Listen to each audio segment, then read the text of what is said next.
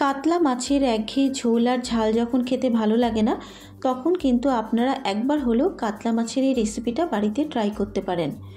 কম সময় আর কম উপকরণে এই রেসিপিটা কিন্তু খুব চটজলদি বানানো যায়। নমস্কার বন্ধুরা, স্বপ্নার কিচেনে আপনাদের সবাইকে স্বাগত জানাই। আমার আজকের রেসিপি কাসন পোড়া মাছের ঝোল। বানানো খুবই সহজ, আর গরম গরম ভাতের সাথে এই কাসন পোড়া মাছের ঝোলটা খেতে কিন্তু দারুণ লাগে।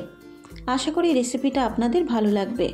কিভাবে খুব সহজে আমি কাসন পোড়া মাছের ঝোলটা বানাই, তাহলে দেখে নেওয়া যাক আমার আজকের রেসিপিটা। মাছের কাসন পোড়া ঝোল বানানোর জন্য এখানে নিয়েছি 4 পিস কাতলা মাছ। মাছগুলোকে আগে থেকে খুব ভালো করে আমি জল দিয়ে ধুয়ে নিয়ে জলটাকে ঝরিয়ে রেখে দিয়েছি।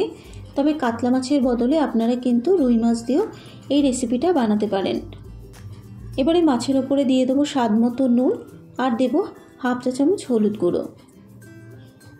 নুন আর হলুদ গুঁড়ো দেওয়ার পর এবার মাছের দুপিটি খুব ভালো করে মেখে নেব, যাতে মাছের মধ্যে নুনটা খুব ভালো মতো ঢুকে যায়। মাছটা নুন হলুদ দিয়ে মেখে নেওয়া হয়ে গেছে। এভাবে মাছটাকে 10 থেকে 15 মিনিট মতো ঢেকে রেখে দেব। মাছটা নুন হলুদ দিয়ে মেখে নেবার পর এবার কড়াইয়ের মধ্যে দিয়ে দেবো 2 চা চামচ কালো সর্ষে, আর দিয়ে দেবো ছোট চামচে 2 চা চামচ 5 ফোড়ন। এবারে সর্ষে আর 5 ফোড়নটাকে শুকনো খোলায় ভেজে নেব। তবে এই সময় কিন্তু গ্যাসের ফ্লেমটাকে লোতে রাখতে হবে, তা না হলে কিন্তু মশলাটা পুড়ে যেতে পারে। 1 মিনিট নাড়াচাড়া করে নেবার পর মশলাটা ভাজা হয়ে গেছে, আর মশলাটা থেকে সুন্দর একটা গন্ধ বেরিয়েছে। এবারে মশলাটাকে একটা প্লেটে ঢেলে নেব। মশলাটা ঢেলে নেবার পর এবার মশলাটাকে ঠান্ডা করে নেব। মশলাটা যখন ঠান্ডা হয়ে যাবে এবার মশলাটাকে মিক্সিং জারের মধ্যে ঢেলে দেব। এবারে সর্ষে আর 5 ফোড়নটাকে শুকনো গুঁড়ো করে নেব।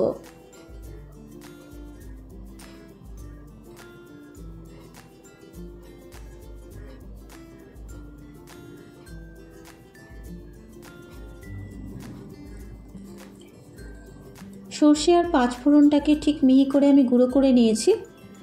মশলাটা গুঁড়ো করে নেওয়া হয়ে গেলে এবারে কিন্তু মাছটাকে ভেজে নেব।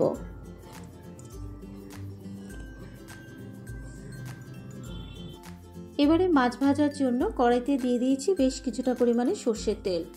এবারে তেলটাকে খুব ভালো করে গরম করে নেব। তেলটা যখন গরম হয়ে যাবে এবার এই তেলের মধ্যে নুন হলুদ মাখানো মাছগুলোকে এক এক করে ছেড়ে দেব।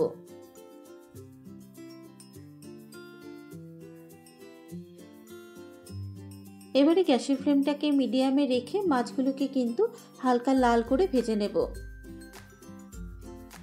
মাছের এক পিঠ ভাজা হয়ে যাবার পর এবার মাছগুলোকে উল্টে দেব। এইভাবে উল্টে পাল্টে মাছগুলোকে হালকা লাল করে ভেজে নিতে হবে। তবে মাছগুলোকে কিন্তু বেশি কড়া করে ভাজবো না, কারণ মাছ যদি বেশি কড়া করে ভাজা হয় মাছের স্বাদ কিন্তু নষ্ট হয়ে যায়। তাই মাছগুলোকে হালকা লাল করেই ভেজে নেব। আর মাছ ভাজার সময় গ্যাসের ফ্লেমটাকে অবশ্যই কিন্তু মিডিয়ামে রাখতে হবে। মিনিট 3-4 নাড়াচাড়া করে নেবার পর মাছের দুপিটি কিন্তু হালকা লাল করে ভেজে নেওয়া হয়ে গেছে। এবারে মাছগুলোকে একটা পাত্রের মধ্যে তুলে নেব।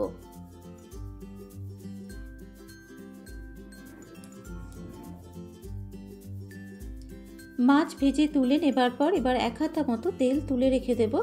আজকে রান্নাটা কিন্তু খুব কম তেলেই করব। কড়াইতে 2 চা চামচ মতো তেল রেখে বাকি তেলটাকে আমি তুলে রেখে দিলাম। এবার ওই তেলের মধ্যে দিয়ে দিলাম হাফ চা চামচ কালো জিরে, আর দিয়ে দিলাম 2টো কাঁচা লঙ্কা ফোড়ন দিয়ে দিলাম। এবারে কালো জিরে আর কাঁচা লঙ্কাটাকে ভেজে নেবার পর এবার এর মধ্যে দিয়ে দেব হাফ চা চামচ হলুদ গুঁড়ো।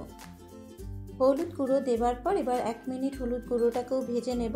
তবে এই সময় কিন্তু গ্যাসের ফ্লেমটাকে অবশ্যই লোতে রাখতে হবে, তা না হলে কিন্তু হলুদটা পুড়ে যেতে পারে। 1 মিনিট হলুদ গুঁড়োটাকে ভেজে নেবার পর এবার এর মধ্যে দিয়ে দেব পরিমাণ মতো জল। আপনারা যে যেরকম ঝোল খাবেন সেই বুঝেই কিন্তু জলটাকে অ্যাড করবেন। জল দেবার পর এবার হলুদ গুঁড়োর সাথে মিশিয়ে নেব।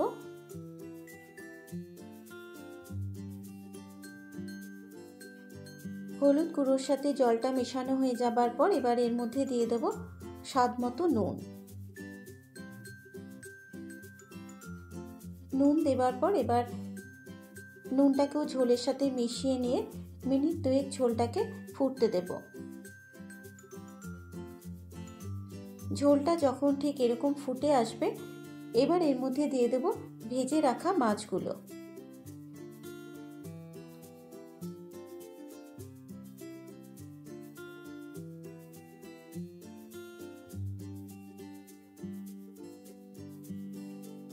ভেজে রাখা মাছগুলো দেওয়ার পর এবার ঝোলের সাথে মাছগুলোকে একটু উল্টে পাল্টে নিয়ে গ্যাসের ফ্লেমটাকে লোতে রেখে মিনিট 3 ঢাকা দিয়ে মাছগুলোকে ঝোলের সাথে ফুটতে দেব।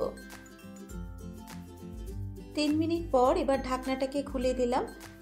মাছটা ঝোলের সাথে ফোটানো হয়ে গেছে। মাছটা যখন ঝোলের সাথে খুব ভালো মতো ফোটানো হয়ে যাবে এবার এর মধ্যে দিয়ে দেবো আমি যে সর্ষে আর 5 ফোড়নটা গুঁড়ো করে রেখেছিলাম, দিয়ে দেবো 1 চা চামচ সর্ষে আর 5 ফোড়ন গুঁড়ো, আর দিয়ে দেবো 2টো চেরা কাঁচা লঙ্কা। তবে ঝালটা আপনারা আপনাদের নিজেদের স্বাদ অনুসারেই অ্যাড করবেন। এবারে সর্ষে 5 ফোড়ন গুঁড়ো আর কাঁচা লঙ্কাটা দেওয়ার পর ঝোলের সাথে মিশিয়ে নেব। তবে যেহেতু সর্ষে গুঁড়ো দিয়েছি তাই ঝোলটাকে খুব বেশি ফোটাবো না। বেশি যদি ঝোলটাকে ফোটানো হয় তাহলে কিন্তু ঝোলটা তেতো হয়ে যাবে। সর্ষে আর 5 ফোড়ন গুঁড়োটা মেশানো হয়ে যাবার পর এবার আরও 2 মিনিট ঢেকে রেখে আমি ঝোলটাকে ফুটতে দেব। 2 মিনিট পর এবার আমি ঢাকনাটাকে খুলে দিলাম। কাতলা মাছের কাসন পোড়া ঝোল প্রায় তৈরি হয়ে গেছে। সবশেষে ওপর থেকে ছড়িয়ে দেবো অল্প পরিমাণে একটু ধনেপাতা কুচানো। তবে ধনেপাতাটা যদি আপনাদের অপছন্দ হয় আপনারা কিন্তু নাও দিতে পারেন। আর ধনেপাতা দিলে কিন্তু মাছের ঝোলের স্বাদটাও খুব ভালো হবে। ধনেপাতাটা মেশানো হয়ে যাবার পর এবার গ্যাসের ফ্লেমটাকে বন্ধ করে মিনিট 2-3 ঢাকা দিয়ে স্ট্যান্ডিং টাইমে রেখে দেব। তৈরি হয়ে গেছে আমার আজকের রেসিপি কাতলা মাছের কাসন পোড়া ঝোল। খুব কম তেল মশলায় কিন্তু এই কাতলা মাছের ঝোলটা বানানো যায়। আর গরম গরম ভাতের সাথে এই কাতলা মাছের কাসন পোড়া ঝোলটা খেতে কিন্তু দারুণ লাগে। আশা করি রেসিপিটা আপনাদের ভালো লাগবে। যদি রেসিপিটা আপনাদের ভালো লেগে থাকে আপনারা এভাবে একবার বাড়িতে ট্রাই করবেন ও আমাকে কমেন্ট করে জানাবেন রেসিপিটা আপনাদের কেমন লাগলো। নিত্য নতুন রেসিপির আপডেট পাওয়ার জন্য আমার চ্যানেলটাকে সাবস্ক্রাইব করে পাশে থাকা বেল আইকনটি প্রেস করে দেবেন। ফেসবুক থেকে দেখলে পেজটা ফলো করার অনুরোধ রইল। আজকের মতো এই পর্যন্ত। আবারও হাজির হয়ে যাব অন্য কোনো নতুন রেসিপি নিয়ে। সুস্থ থাকবেন, ভালো থাকবেন। ধন্যবাদ।